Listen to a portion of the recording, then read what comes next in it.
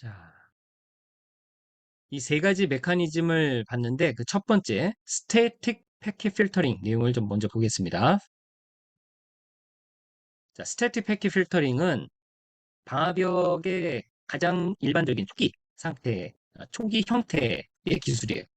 그래서 패킷을 독립적으로 필터링을 하는 것인데 여기서 얘기하는 독립이라는 것은 앞뒤 문맥에 상관없이 어떤 신텍스 개념이 없이 그냥 패킷에만 집중하는 겁니다. 패킷에만 어떤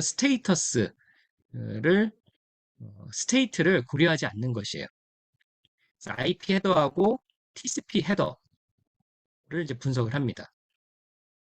그러니까 3계층하고 4계층의 IP 주소와 포트 정보를 보는 거죠. 그러니까 응용 계층의 페이로드 데이터는 볼 수가 없어요. 음. 자, 그러면 이 기술이 불필요한 것이냐? 절대로 그렇지 않습니다. 꼭 페이로드를 봐야만 악성 행위를 막을 수 있는 건 아니거든요. 이런 정적 패킷 필터링의 유용성을 좀 보면은 특정한 패킷을 차단하는 데 아주 유용한 기술이에요. 예를 들면은 ICMP echo request reply 어떤 핑의 정보를 이용하는 그래서 여러분들 우리 앞에서 살펴봤었죠. ICMP를 이용해서 플러딩 공격 같은 것을 하는 이런 공격들을 막을 수가 있어요. 두 번째, 특정한 IP에 대해서 비정상적인 헤더를 갖고 있는 것을 차단을 해요. 자, 예를 들면 가상 IP, 사설 IP를 쓰고 있는 네트워크인데 외부에서 들어오는 IP들은 공인 IP를 써야 되잖아요.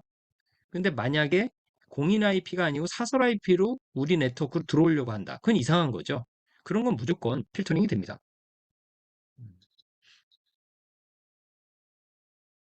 그다음에 특정 TCP 헤더에 비정상적인 비정상적인 어떤 플래그가 있으면 이것을 차단을 해요. 포트를 모니터링 하기 때문에 가능하죠. 그래서 우리가 앞에서 봤던 이런 포트 스캐닝과 같은 어떤 비정상적인 TCP 헤더를 쓰는 이런 공격 위험성이 있는 패킷들은 모두 필터링을 할 수 있어요. 이런 것들 모두 이런 정적인 패킷 필터링 기술을 통해서 다 막을 수가 있게 됩니다.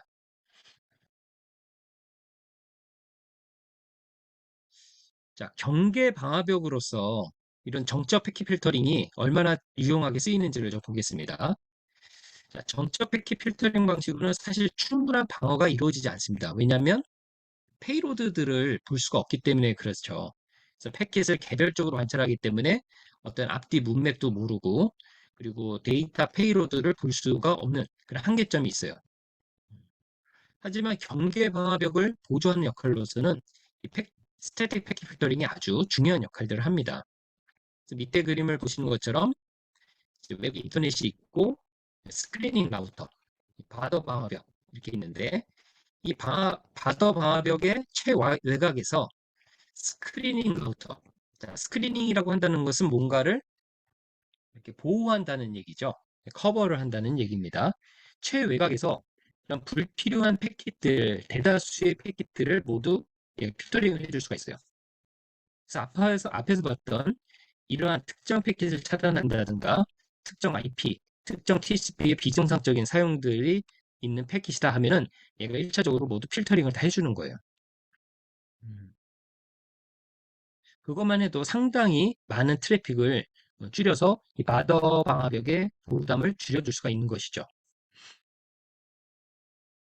자, 여기서 이제 스크리닝 라우터라는 개념이 나왔어요. 스크리닝 라우터. 아니, 지금 여러분들 우리 방화벽 하고 있는데 갑자기 라우터가 나오니까 좀 이상하죠? 음. 그쵸? 음. 라우터에서 실제로 이런 세팅을 다 할 수가 있어요. 라우터에서. 그러니까 라우터에서 기본적으로 이런 스태틱 패킷 필터링을 세팅을 할 수가 있습니다. 그럼 라우터가 하는 일이 네트워크, 3계층 네트워크를 구분해 주는 역할도 하지만 이 중요하게 이런 패킷 필터링 역할을 하는 것이죠. 그러니까 3계층에서 라우터가 하는 일이 참 많아요. 그렇죠? 자, 이것을 스크리닝 라우터라고 합니다. 스크리닝 라우터. 스크리닝 라우터가 스태틱 패킷 필터링 역할을 하는 것이죠. 자, 스크리닝 라우터 외에 다른 개념들도 있어요. 다른 개념. 자, 스크리닝 라우터는 이제 경계 라우터라고도 해요. 지금 요 최외곽에서 바더 파이어월이라고 했는데 스크리닝 라우터가 이 바더 라우터 역할을 하는 거죠. 바더 라우터. 최외곽에서 패킷 필터링을 해주는 역할을 하는 거예요. 자, 그런데 여기서 좀 더 기능을 좀 강화를 시킵니다. 듀얼 홈 호스트라는 개념이 있어요. 듀얼이니까 이중화되어 있는 또는 두 가지의 뭐 이런 의미잖아요. 홈드. 뭔가 이제 그 어, 출입구가 두 개라는 의미를 가져요. 그래서 여기는 두 개의 네트워크 카드를 설치를 합니다. 두 개의 네트워크 카드. 네트워크 인터페이스 카드를 설치해요. 최소 기능을 구현한다고 했는데 앞에서 하드닝이라는 얘기를 했죠. 하드닝. 그래서 컴퓨터예요. 컴퓨터인데 여기다 네트워크 카드를 두 개를 설치해가지고 여기 있죠. 네트워크 카드를 두 개를 설치해가지고 불필요한 프로그램들은 다 제거합니다. 불필요한 프로그램들은 다 제거하고 오직 스태틱 패킷 필터링만 하도록 세팅해 놓는 거예요. 여기다가 뭐 텔넷이라든가 뭐 FTP라든가 이런 이제 불필요한 애플리케이션은 아예 삭제를 시키거나 아니면은 활성화를 시키지 않는 것이죠. 이런 식으로 설치하는 것을 듀얼 홈드 호스트라고 그래요. 컴퓨터를 이용을 해서 패킷 필터링을 하는 역할을 하는 거죠.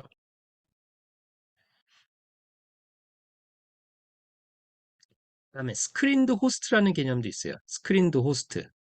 스크린드 호스트는 스크리닝 라우터하고 베스천 호스트라는 개념을 같이 접목한 것을 스크린드 호스트라고 그래요. 자, 베스천 호스트가 뭐냐면은 자, 이 베스천이라는 것이 우리나라도 여러분들 수원성에 가면 이런 식으로 된 거 여러분 본 적 있나요? 수원성. 수원성 안 가보셨어요? 음. 요 그림을 보면 왼쪽이 성곽 아닐까요? 오른쪽이 성곽 아닐까요?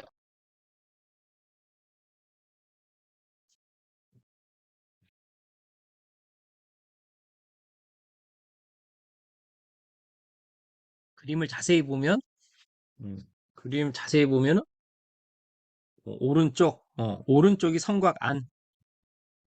음, 이게 지금 대포죠, 대포. 대포가 지금 이쪽을 향하고 있죠, 이렇게. 음, 여기가 외곽이에요, 외곽. 여기가 내곽이고. 그러니까 이제 적군들이 이렇게 들어가려면 이렇게 가야 되거든요. 그러면 여기서 이렇게 포위를 하잖아요, 그죠? 이렇게. 그래서 여기서 어, 함부로 접근을 못 하겠죠. 음, 요거를 이제 베이스천이라고 해요, 베이스천. 그러니까 최외곽에서 내곽을 이제 보호하는 그런 역할을 하는 것을 이제 베이스천이라고 해요. 음, 이제 그림이 이제 보이죠? 자, 이제 네트워크에서도 그런 역할을 하는 것을 이제 베이스천 호스트라고 해요. 그래서 밑에 왼쪽 그림을 보시면 여기 스크리닝 라우터를 여기다 설치를 해요. 스크린 라우터를 설치하고 베이스천 호스트를 여기다 놓습니다. 호스트를.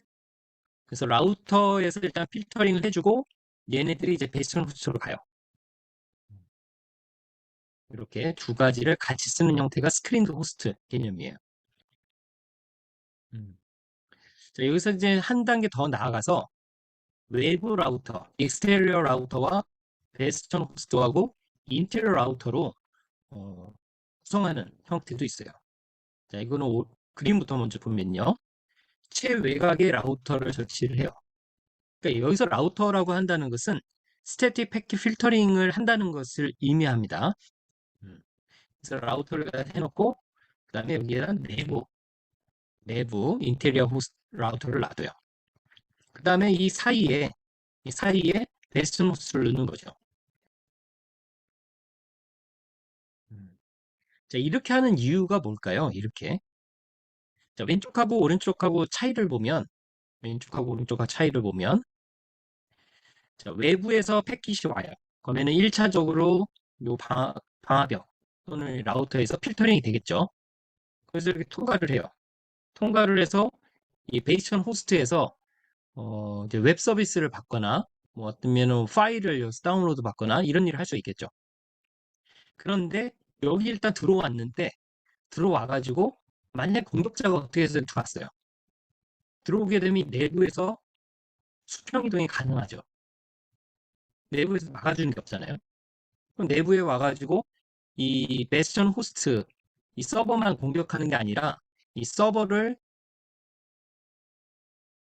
로드보로 삼아서 다른 컴퓨터를 공격할 수가 있어요. 그렇죠. 근데 이제 오른쪽에 가게 되면 어떻게든 간에 이걸 통과를 해가지고 이 베스천 호스트로 이제 접속을 했어요. 음. 했는데 막상 들어와 보니까 내부망으로 가려고 하니까 또 다른 방어비가 하나 더 있는 거예요. 여기서 한 번 더 막아주는 거죠. 그리고 이 방화벽에서는 외부 주소는 내부를 못 가도록 아예 차단을 해놓게 되면 공격자가 어떤 수단을 해도 들어갈 수가 없게 되죠. 자, 반대로 이 내부망에 있는 사람들, 이 내부망에 있는 사람들 중에서는 인터넷도 써야 되는 사람도 있고 또 호스트 접속해서 원격으로 작업을 해야 되는 개발자도 있을 거예요. 자, 이 사람들에 대해서 여기서 일단은 차단을 해주는 거죠. 차단을. 그래서 얘네들은 이렇게 들어갈 수 있게 해주고 외부에서 온 것은 이쪽 내부망으로 못 가게 해주는 이런 걸 구성을 할 수가 있는데 이것을 흔히 우리가 DMZ라고 하죠. DMZ를 만든다고 하죠. 그래서 DMZ가 여기서 어디예요? 여기가 DMZ가 되는 거죠. DMZ는 외부에서 온 패킷과 내부에서 온 패킷이 공존할 수 있는 공간이에요. 단 외부에서 온 것은 내부로 갈 수가 없고 이렇게 추가적으로 제한을 걸어놓은 거죠. 자, 그래서 스크린드 호스트하고 스크린드 서브넷하고 이런 이제 구성 형태를 한번 보세요. 스크린드 서브넷은 DMZ를 구현할 수 있는 형태예요. 그럼 뭐가 제일 안전하겠어요? 앞에서 봤던 스크리닝 라우터, 듀얼온드 호스트, 그리고 스크린드 호스트, 스크린드 서브넷. 뭐가 제일 안전하겠어요? 아무래도 외부와 내부를 잘 구분해주는 스크린드 서브넷이 되겠죠. 근데 보면 벌써 이제 라우터가 두 개나 필요하고 베이스 호스트도 필요하고 일단 많이 필요하게 되잖아요. 여기 보면은 얘는 라우터 하나만 필요했는데 여기는 이제 듀얼 호스트 하나가 다 역할을 했던 거죠. 그렇게 안 하고 요거를 스크린 라우터하고 베이스 호스트를 분리함으로써 요 시스템 부하를 줄여주고 또 효과적으로 스태틱 패킷 필터링을 얘가 해주고 이렇게 하면서 부담을 줄여줄 수 있는 거죠. 아주 경제적이고 효과적이죠. 스크린 호스트는. 근데 다만 여기서 이제 위험성이 있는 것은 이 내부망에서 구분이 없기 때문에 추가적으로 내부망을 보호하기 위해서 인테리어 라우터를 붙여주는 것이 스크린 서브넷 구조가 되겠습니다. 이게 바로 DMZ 구조가 되는 것입니다.